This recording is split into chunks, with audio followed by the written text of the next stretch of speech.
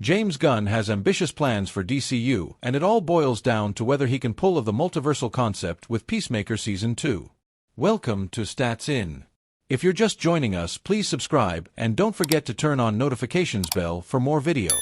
With Superman's success, DC Studios chief James Gunn established a strong foundation for his upcoming DCU framework. The heroic tone and all-around wholesome, feel-good quality of the film made the fans feel hopeful about a new and better regime at DC that can finally follow a unified vision and avoid the constraints of its controversial past.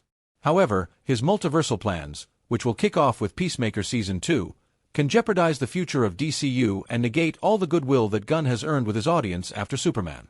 As revealed by the new Peacemaker Season 2 trailer, an alternate version of the gun-toting, peace-loving baddie, played by John Cena, is shown to start over anew in a parallel dimension. James Gunn has newly established the concept of a multiverse in Peacemaker Season 2.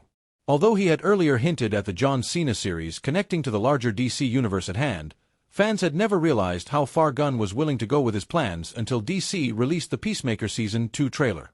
Now, fans are in an uproar over the presence of parallel dimensions and at least 100 universes in the DCU via X. A decision that comes as a surprise to some but angers the rest.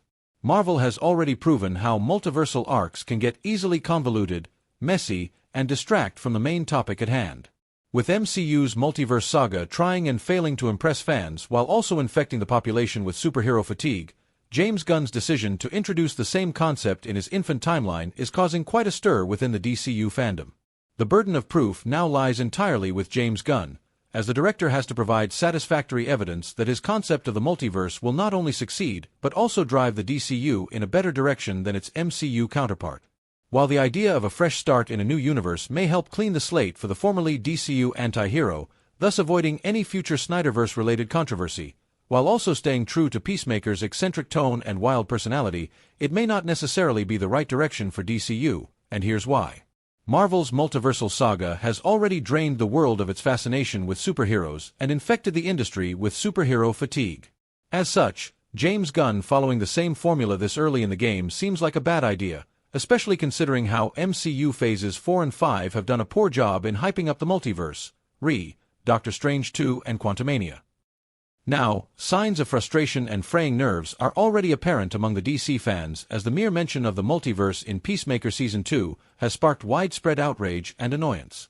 Instead, the multiverse can keep DCU fresh and interesting by showcasing different arcs and distinct versions of the same characters placed in separate realities. While the parallel dimension Peacemaker idea may have originally stemmed from removing the anti-hero from DCU and transferring him to Gunn's new universe with minimal fallout, it can all work out for the better. Fortunately, in a recent interview with Screen Rant, Gunn seemingly hinted that Peacemaker Season 2 will connect to the DC universe at large and build toward a climactic big event, which can help redeem the filmmaker's sudden decision to involve the concept of multiple universes in its storyline. On the bright side, DCU can finally rival MCU in its multiversal superiority, despite starting from scratch with its rebooted franchise. At the same time, James Gunn can learn from Marvel's mistakes and avoid them in the future to keep the DCU more quality-oriented in its storytelling. Only time will tell if he can succeed. What do you think of the new multiversal direction of DCU, as revealed by the new Peacemaker Season 2 trailer? Let us know in the comments. One of the primary problems to look out for in DCU currently is its nascent stage of development. Except for Superman, Lex Luthor, and a slew of other supporting characters, James Gunn still needs to flesh out his infant universe with the heroes most integral to DC, i.e., Batman, Wonder Woman, Supergirl, Green Lantern, etc. Instead, Gunn is playing with fire by introducing the concept of 100 universes embedded within the DCU. If done right, it could save the franchise from being trapped in a single-file trajectory, retelling the same stories about familiar superheroes over and over again. All the sleepless nights and anxiety James Gunn felt while recasting this character in Peacemaker was worth it as we got the best version. Welcome to Stats In. If you're just joining us, please subscribe and don't forget to turn on notifications bell for more video.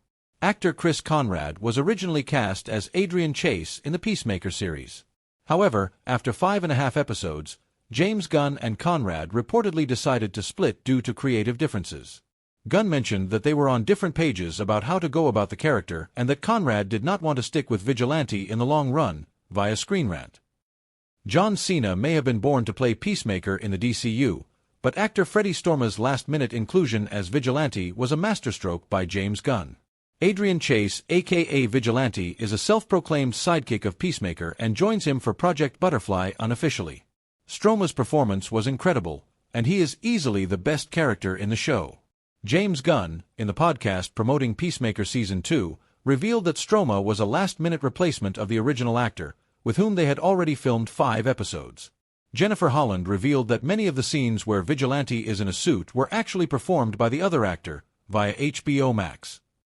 We had shot all of episodes 1 through 5, and we had also shot part of 8. And then we were like, for various reasons, we needed to recast the actor.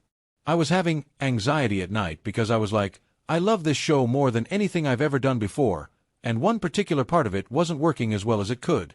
And it happened to be everybody's favorite character in the script. And so we went out, and we had to find a vigilante. While fans have loved John Cena's performance as Peacemaker in the show, which will soon get its 2nd season, Freddie Storma's Vigilante was a welcome surprise. Enter Freddie Storma, who nailed the character of Vigilante in the series. It is one of the best recasting decisions ever. However, the actor knew that he was entering a set where the actors had already built rapport with each other and the previous actor. So, admittedly, he was a bit nervous, via Gizmodo.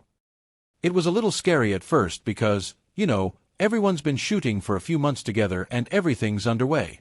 But as soon as I got there, John Cena was just so friendly and nice and good. He's very good at improv, and James Gunn is great, and it felt like a really easy fit from the first scene. From then on, any nerves just kind of melted away. Storma owned the character from his introduction at the diner in the Season 1 premiere and became an indispensable part of Project Butterfly, even when John Cena's Peacemaker got cold feet. However, Gunn had to then quickly find a replacement who would not only reshoot all of the sequences from 5 episodes, but also have a physique that would fit into the suit they had already made for the original actor. Gunn mentioned that he had to find an actor who would be of the same height as they did not have time to make a new suit. There are quite a few similarities in the characterizations of the Justice Gang and the 11th Street Kids. Mr. Terrific can be a counterpart to Myrn, Guy Gardner to Peacemaker himself, and Hawkgirl to Amelia Harcourt. However, the movie definitely lacked a vigilante-esque oddball, who is a wild card and cannot be trusted to make the next move. What do you think about Vigilante? Was Freddie Storma's casting a great decision by James Gunn? Write down in the comments. James Gunn's first big-screen outing in 2025, Superman, was a different project for him, but he still made it his own in whatever way possible.